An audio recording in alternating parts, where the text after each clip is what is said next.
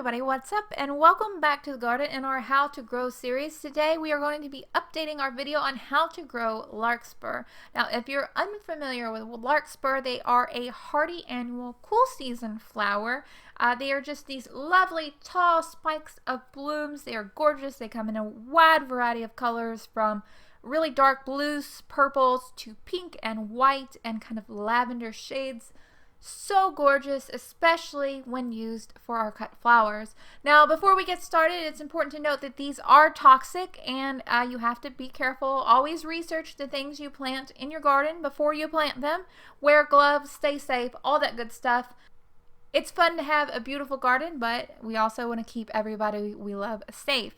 So getting right on into this, larkspur can be definitely frustrating if you don't know how to plant it before you plant it. The first time I ever grew it, I just threw the seeds on the ground, nothing happened. It was very disappointing nonetheless.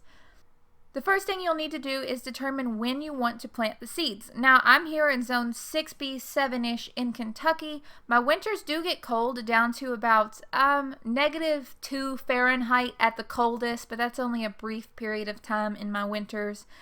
Usually the temperatures in my garden during the winter the lows are in the teens or 20s for most of the season. We get a little bit of snow, but nothing too severe. But for me to have success with these larkspur, I need to plant these seeds in the fall.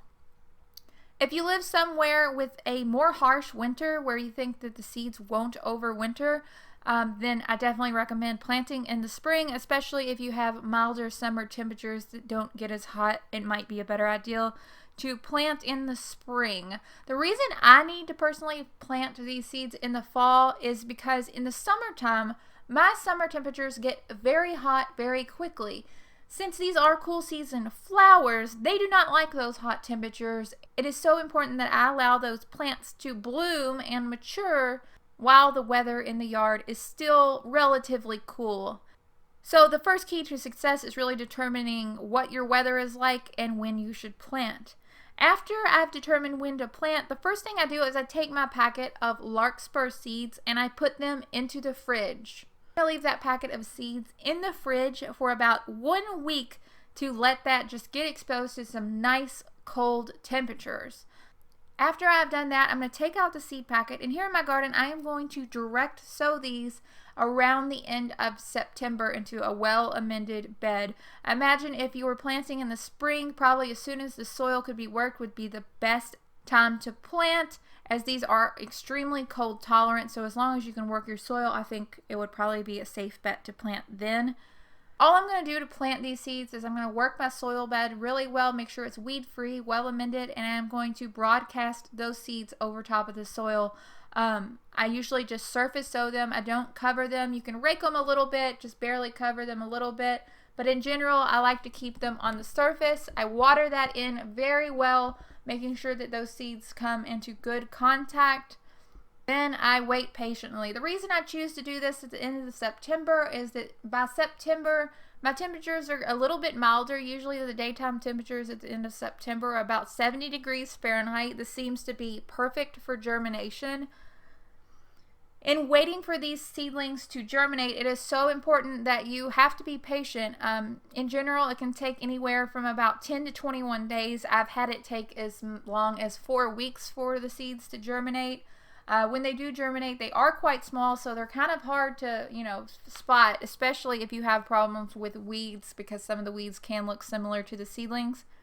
In general, after those seeds have germinated, I do nothing but leave them alone until winter is over. When winter is over, spring comes, it starts to warm up a little bit, those seedlings will start to put on some growth. Eventually they will elongate and they will bloom and be absolutely stunning.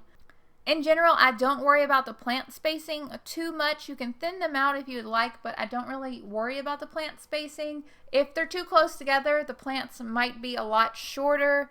If they are farther apart, obviously the plants will grow much taller and you'll have larger flower spikes. It's up to you.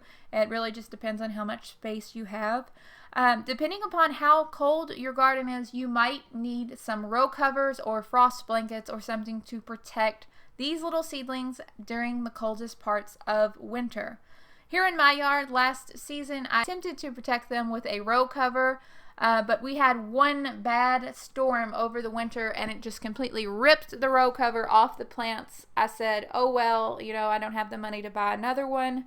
And the plants overwintered wonderfully. I had almost 100% of the plants, of the seedlings, overwinter and bloom the next spring, even though my temperatures did get pretty cold.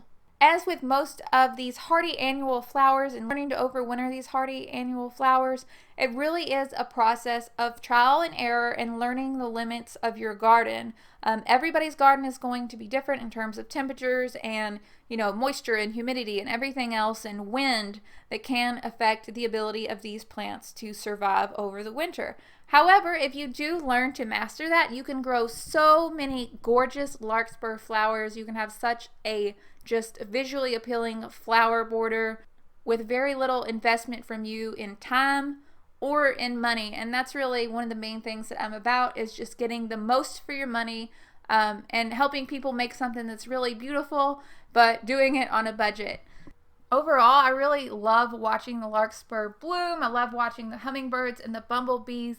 These things attract pollinators like crazy. The bumblebees absolutely love this planting of larkspur, and I think it's one that a lot of people might like to try. That's really about it for this video. Hopefully it was helpful. As always, you can leave any questions or comments that you have down below. I'm always trying to answer those. Usually I get to them in about a week, sometimes longer depending upon how busy I am with work and, you know, the channel and everything. If you're new to the channel, be sure to subscribe. I'd absolutely love to have you. We are making new content all the time. Sometimes it's DIY projects, sometimes it's gardening, could be even soap making. You really never know quite what I'm going to upload. So if you like a little bit of a surprise, you might like this channel too. Always going to just keep on growing. Be sure to tell your friends, hit the little bell icon, all that good stuff. I hope that you guys are having such an amazing day. I will talk to you all later. Bye guys.